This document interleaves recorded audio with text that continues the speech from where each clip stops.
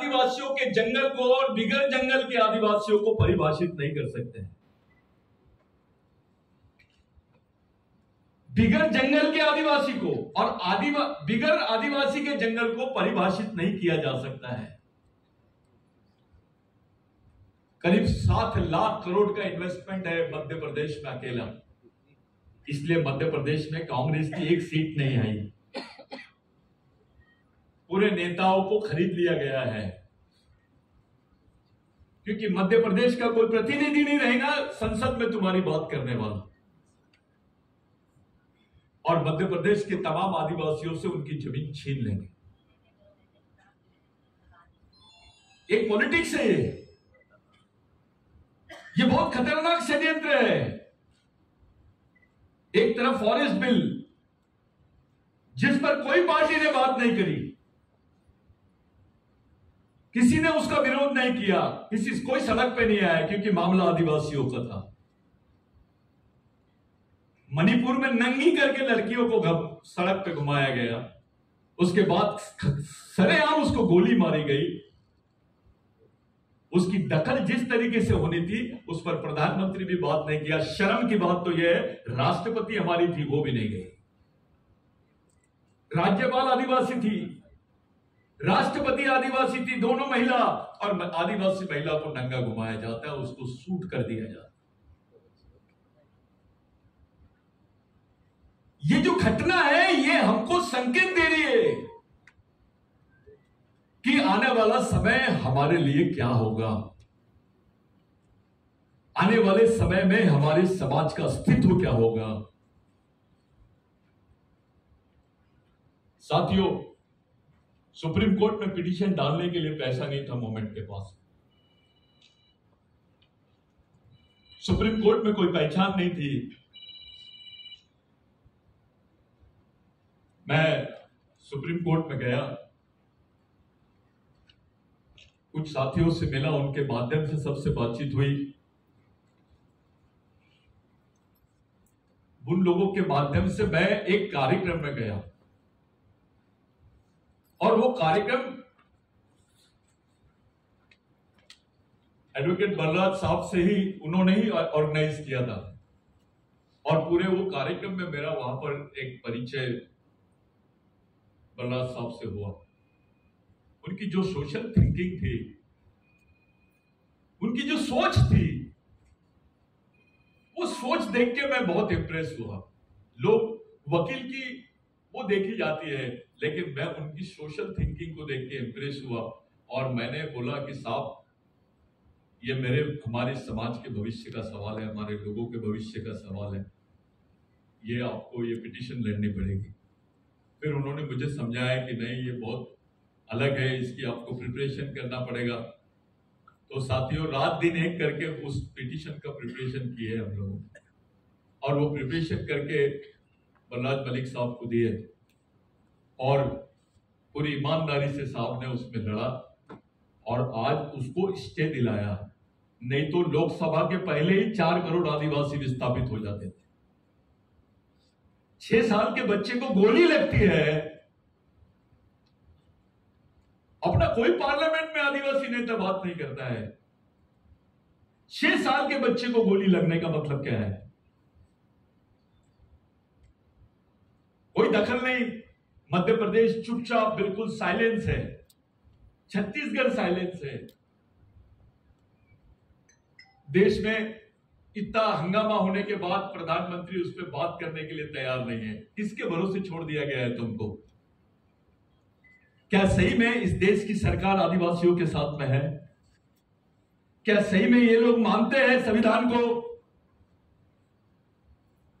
ये जो सरकार है चंद पूंजीपतियों के हाथ में एक खिलौना बन गई है, और पूंजीपतियों के पास में तुम्हारे धर्म, तुम्हारी जात गिरवी रहती है, तुम्हारी पार्टियां गिरवी रहती है, तुम्हारे नेता गिरवी रहते हैं। ऐसे समय सबसे ज्यादा अगर इसका फर्क पड़ेगा, सबसे ज्यादा नुकसान अगर किसी का होगा तो गरीबों का, मजदूरों का, और सबसे ज्यादा आदिवासियों का।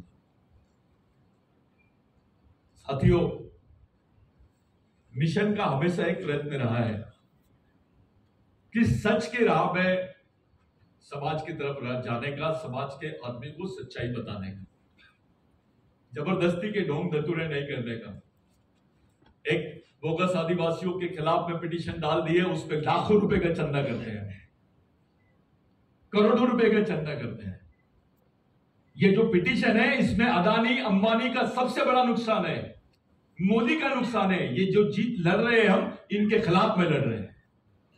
उनके पास वकीलों की ढेर है ऐसी, सुप्रीम कोर्ट के अच्छे अच्छे वकील, अटॉर्नी जनरल जैसे लोगों को वो लोग मैनेज करके तुम्हारे सामने खड़ा करेंगे। अगर आदिवासी ये केस हार गया तो देश के संविधान से तुम्हारे 5वीं अनुसूची के अधिकार खत्म, देश के संविधान से तुम्हारे आदिवासी होने का अस्तित्व खत्म, तुम्हारे वन अधिकार खत्म, जो तुम्हारे परंपरागत वन अधिकार है वो भी खत्म, पैसा खत्म, ग्राम सभा खत्म। ये जो आरक्षण का झुंझुना दिया है आपको, ये तो 100 में से 1 लाख लोग फॉर्म भरेंगे तो 7 लोगों को नौकरी लगेगी। वो भी नौकरी तभी लगेगी जब ये लोग निकालेंगे। आज आरक्षण के भरोसे आप खड़े नहीं हो सकते। 7 पोस्ट के लिए 7 लाख एप्लीकेशन रहती है, रिजर्वेशन कहां है फिर? अब तो ब्राह्मण का लड़का भी बियर बार के सामने झाड़ू मार रहा है। ये स्थिति है देश की, कोई बचा नहीं है। ऐसी परिस्थिति में हम लोगों ने इस पिटीशन को हाथ में लिया है। ये मीटिंग बुलाने का मेन कारण ये था कि अपने कैडर्स को मालूम होना चाहिए कि मूवमेंट क्या कर रहा है,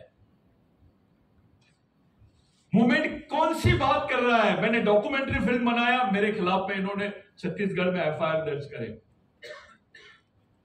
जो फॉरेस्ट पे, आ जाइए ऊपर चलो, जो फॉरेस्ट पे डॉक्यूमेंट्री फिल्म बनी है, जो फॉरेस्ट बिल पे हम लोगों ने डॉक्यूमेंट्री फिल्म बनाया है, उसको बैन कर दिया है। छत्तीसगढ़ से शुरू हुआ है, अब महाराष्ट्र में तो दिखाने की परमिशन नहीं दे रहे। हम अपना दुख भी नहीं रख सकते सामने, हम अपनी बात भी नहीं रख सकते सामने।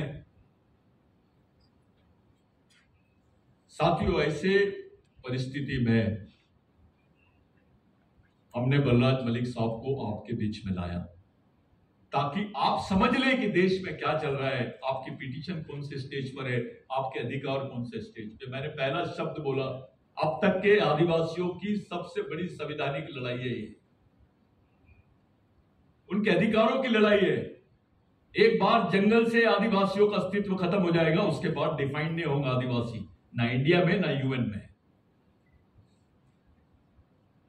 हम लोगों ने इंटरनेशनल कॉन्फ्रेंस किया था, तब भी आपको मैंने ये बात बताई थी। सब लोगों को मालूम था कि इंटरनेशनल कॉन्फ्रेंस का क्या हुआ। आज विश्व के 7 देशों ने भारत के आदिवासियों का समर्थन किया है। यह बिरसा ब्रिगेड का काम है। जिस मोमेंट में आप लोग रात दिन काम करते हो, उसकी देन है ये कि आज 7 देशों के लोग तुम्हारा समर्थन कर रहे हैं। उसके साथ साथ नंदाबाई भील का जजमेंट 2010 का 11 का, जिसमें ये स्पष्ट हो गया कि सुप्रीम कोर्ट ने बोल दिया कि आदिवासी देश का प्रथम नागरिक है और उसको प्रथम नागरिक होने का सम्मान मिलना चाहिए, यानी इंडिजिनियस पीपल का रिकॉग्निशन मिलना चाहिए। ये नंदाबाई भील का जजमेंट जो हुआ, ये बिरसा ब्रिगेड की वजह से हुआ। आप उस संगठन में काम कर रहे हो और ये बहुत बड़ी लड़ाई अभी हमने शुरू की है। साथियों, आपको बहुत कठिनाइयों से जूझना पड़ेगा। यहाँ ऑफिसर्स लोग भी हैं, संगठन में बहुत सारे ऑफिसर्स हैं। यहाँ पे मैं उनके नाम लेना नहीं चाहता। एक अलग भूमिका आप लोग निभा रहे हैं समाज के लिए। मैं आप लोगों से हाथ जोड़ के विनती करता हूं कि समाज के आम आदमी को समझाओ। आरक्षण का मसला होता है तो चंद ऑफिसर लोग और पूरे कर्मचारी लोग समाज के भीड़ जमा लेते हैं। ये समाज के 85% लोगों की जिंदगी का सवाल है, उस पर कोई बात नहीं करता। आरक्षण के इश्यू में सब लोग बात करते हैं, लेकिन वो 85% लोग बेचारे जिनके भरोसे तुम जिंदा हो, वो संस्कृति को मानते हैं। वो बेचारे सदियों से वो जंगलों में रह रहे हैं, उन लोगों की लड़ाई का सवाल है, उनके अस्तित्व का सवाल है, उनके जीवन अस्तित्व का सवाल है। आरक्षण पे बोगस आदिवासियों पे मोर्चा निकलता है, ये बोगस आदिवासी है। मेरा पिताजी भी बोगस आदिवासी के खिलाफ में लड़ रहा था, मैं भी लड़ रहा हूं, मेरी आने वाली जनरेशन भी लड़ेगी। ये समस्या दिन ब दिन हल करने के बजाय और गठित होती चली जा रही है, जटिल होती चली जा रही है। महाराष्ट्र की गवर्नमेंट ने तो खुलेआम प्रोटेक्शन दे दिया, तब किसी मंत्री ने इस्तीफा नहीं दिया। कोई नालायक मंत्री सामने बोलता ही नहीं है, बड़ी बड़ी बातें हाकेंगे। समाज के आधे से ज्यादा लड़के अभी आरएसएस में काम कर रहे हैं। चलो आरएसएस में काम कर रहे हैं, वहां क्या कर रहे हो तुम क्यों चुप हो, बात क्यों नहीं करते हो? ये समाज निर्माण करने की प्रक्रिया साथी हो, इसमें थोड़ी भी गलती होगी तो आने वाली पीढ़ी हमको माफ नहीं करेंगे, हमको कोई माफ नहीं करेगा। सब हम पे आरोपी लगाएंगे कि ये लोग गलत तरीके से समाज का प्रतिनिधित्व किए। करीब 1 लाख ग्रेजुएट लड़कों का रिकॉर्ड मूवमेंट ने खड़ा किया। आज भारत के 18 राज्यों में आप लोगों को पहुंचाने का काम, 18 राज्यों के 450 से ज्यादा आदिवासी जनजातियों को जोड़ने का काम मूवमेंट ने किया। ये मैं मुंह से नहीं बोलता हूं, अपने लोग सीरियस नहीं है।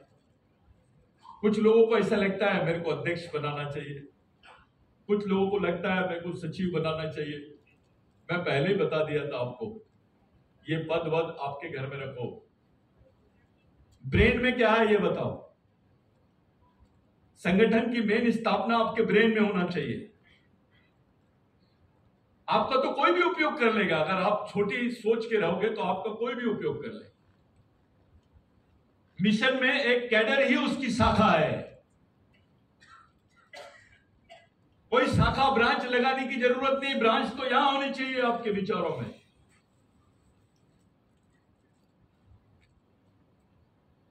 वही काम करना है आपको, दिन ब दिन ब्रेन से तैयार करना है समाज को। मैं जानता हूं आप लोगों को तकलीफ होती है, लेकिन हमको कुर्बानी देनी ही पड़ेगी। आप बोलेंगे मैं मूवमेंट में काम करूंगा, प्रेस के कपड़े भी पहनूंगा, एसी में भी सोऊंगा, पॉसिबल नहीं है, संभव नहीं है। अगर ऐसी कोई अपेक्षा होगी तो मूवमेंट छोड़ दो। ऐसी अपेक्षा रख के अगर आप लोग काम कर रहे होगे तो मत काम करो, आपका समय मत खराब करो, आपको कुछ नहीं मिलेगा, आखिरी में आप नर्वस हो जाओगे।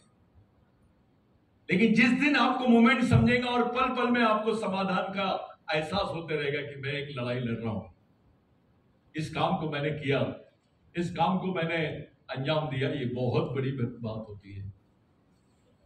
करोड़ों रुपए कमाने के बाद आपको समाधान नहीं मिलता है। लेकिन हम अगर सोचें, ये जितने लोग थे, आपके कौन से रिश्तेदार है? ये टंटाबिल कौन था आपका? बाबूराव शर्मा के कौन था? राघोजी भांगरे कौन था? बिरसा मुंडा कौन था? कोई रिश्तेदार था का आपका? ये लोग आपके लिए फांसी के तख्ते पे क्यों चढ़े? क्या रिलेशन था आपके लिए? ये लोगों ने इतनी बड़ी कुर्बानी, आपका बेटा करता है, आपका भाई कर सकता है? ये कुर्बानी कौन कर सकता है? रेंगा को आपके लिए फांसी के तख्ते पे चढ़ गया, कौन कर सकता है? ये क्या रिलेशन है इनका? इसके पीछे एक सोच है, उस सोच का ही नाम मिशन है। ये मिशनरी लोग हैं जिनको आप लोगों ने पीछे लगाया है, और इन्हीं के विचारों पे ये मूवमेंट खड़ा है। आप लोग उसी मूवमेंट को बढ़ा सकते हैं जब तक कि समाज, वही समाज जिंदा रहता है जिस समाज में उस समाज के लिए जीने मरने वाले लोग तैयार होते हैं, उसके लिए जीने वाले लोग तैयार होते हैं। आपका परिवार है, ठीक है, लेकिन परिवार के साथ साथ आप अपने समाज के बारे में भी सोचो। यहां पूरे मेरी महिलाएं साथी है, यहां सभी लोग ऐसे हैं जो सभी स्टेज पे बैठने लायक लोग हैं। मैं जानता हूं सब लोगों का अपना अपना एक अलग कद है, अपना अपना एक अलग फील्ड है, आपका अपना अपना एक काम है। इसी बात को मैं यहाँ पर रोकता हूं। अपन कैडर में सब डिस्कशन करेंगे, कंटिन्यूस अपन काम करेंगे। उस पर एक चर्चा आज का आप लोगों के पास में ये जो पेपर दिया गया है, ये पेपर को आप लोग जरूर पढ़ लें, ले लें, क्योंकि बलराज मलिक साहब के बाद में हम लोग इस पे काम करेंगे, इस पे बात करेंगे। हम सबसे पहले बलराज मलिक साहब को ही सुनेंगे। हमारे बीच में कॉमरेड बनकर है, कॉमरेड मनोहर थुल है, उन लोग जितने भी लोग हैं, मैं उन लोगों से भी अपन 2-2 मिनट की तकरीर करवाएंगे। लेकिन सबसे पहले मैं आज के जो हमारे उद्घाटक भी है, हमारे चीफ गेस्ट भी है और हमारे साथी भी है, क्योंकि मलिक साहब एक एक्टिविस्ट है। इतनी बड़ी जगह पे होना और खुलेआम जजेस के खिलाफ में, सुप्रीम कोर्ट के जजेस के खिलाफ में बोलने को कलेजा होना, ये हमारे मिशनरी साथी है। उनका जोरदार तालियों से स्वागत करो। और मैं मलिक साहब से विनती करता हूं कि आपके बीच में आएंगे और सब बातें आपके साथ शेयर करेंगे। धन्यवाद।